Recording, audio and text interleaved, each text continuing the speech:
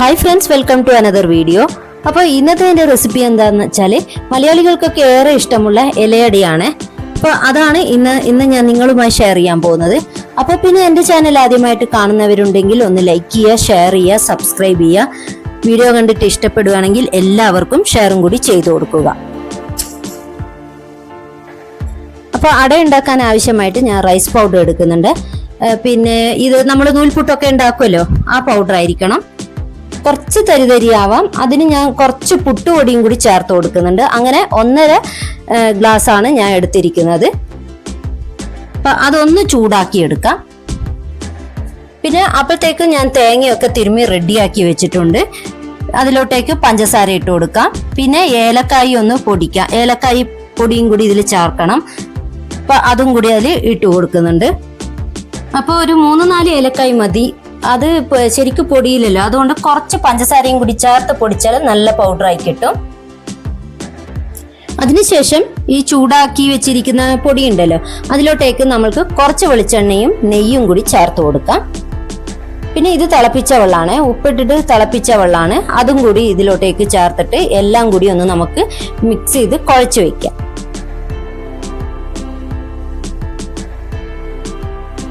കുറച്ച് ചൂടുള്ള കാരണമാണ് ഞാൻ സ്പൂൺ കൊണ്ട് കുഴയ്ക്കുന്നത്. അപ്പോൾ വെള്ളം അത് മതിയായില്ല, അപ്പോൾ ഇച്ചിരി കൂടെ ഞാൻ ഒഴിച്ചിട്ട് ഒന്ന് വീണ്ടും കുഴച്ചെടുക്കുന്നുണ്ട്.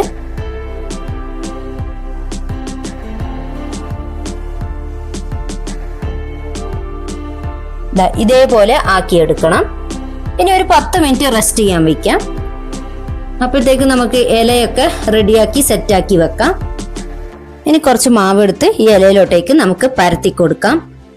കയ്യിൽ ഒട്ടാതിരിക്കാൻ ഇങ്ങനെ വെള്ളം കയ്യിലാക്കിയിട്ട് ഇങ്ങനെ നമുക്ക് പരത്തി കൊടുക്കാം.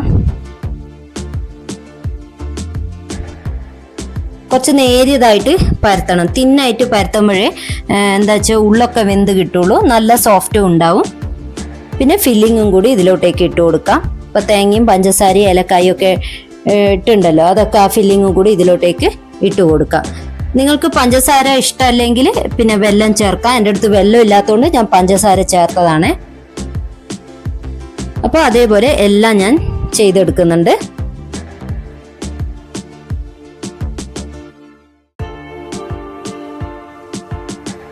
അപ്പോൾ അങ്ങനെ എല്ലാം ഞാൻ റെഡിയാക്കി വെച്ചിട്ടുണ്ട്. ഇതാക്കണ്ടില്ലേ,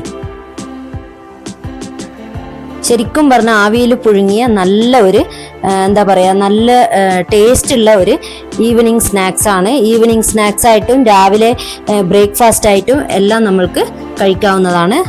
നല്ല ടേസ്റ്റാണ്, ഹെൽത്തിയും കൂടിയാണ്. ഇപ്പം ഇനി അടച്ചു വെച്ചിട്ട് ഒരു 20 മിനിറ്റാണ് ഞാൻ വെച്ചത്. ഉള്ളൊക്കെ വെന്ത് വന്നിട്ടുണ്ടോ എന്നൊന്ന് നോക്കാം. ഈ ഇല ഇങ്ങോട്ട് എടുക്കുമ്പം തന്നെ ഇല ഇങ്ങനെ എന്താ പറയുക, സെപ്പറേറ്റ് ആയിട്ട് വരുന്നുണ്ടെങ്കിൽ അത് വെന്തു എന്നാണ്. അപ്പോൾ ഇത് സ്പൂൺ കൊണ്ട് ഒന്ന് കുത്തി നോക്കാം. അപ്പോൾ മനസ്സിലാവും നമ്മൾക്ക് വെന്തോ ഇല്ലയോ എന്ന്. ഇനി ഇതിൻ്റെ അടിവശവും നോക്കണം വെന്തോന്ന്, ഇല്ലെങ്കിൽ ഇങ്ങനെ അരി പോലെ ഇരിക്കും. അപ്പോൾ അതും നല്ല വെന്തിട്ടുണ്ട്. അപ്പോൾ പിന്നെ എൻ്റെ ഇലയുടെ ഇവിടെ റെഡി ആയിട്ടുണ്ട്. എല്ലാം വെന്തു വന്നിട്ടുണ്ട്. എല്ലാം ഒരു പാത്രത്തിലോട്ടേക്ക് മാറ്റാം. ഇതാ കണ്ടില്ലേ, നല്ല സോഫ്റ്റ് ആയിട്ട് വന്നിട്ടുണ്ട്. ഇപ്പൊ ഈ ഇലയുടെ ഉണ്ടാക്കാൻ എല്ലാവർക്കും അറിയുമായിരിക്കും, മലയാളികളായ എല്ലാവർക്കും അറിയാമായിരിക്കും. പിന്നെ അറിയാത്തവർക്ക് വേണ്ടി ഷെയർ ചെയ്തു എന്നേ ഉള്ളൂ. അപ്പോൾ എൻ്റെ ഈ റെസിപ്പി എല്ലാവർക്കും ഇഷ്ടമായല്ലോ.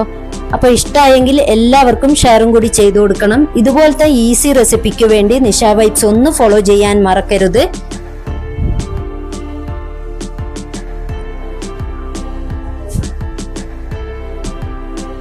അപ്പോൾ അടുത്ത നല്ല റെസിപ്പിയുമായി അടുത്ത വീഡിയോയിൽ കാണാം. Bye, thank U.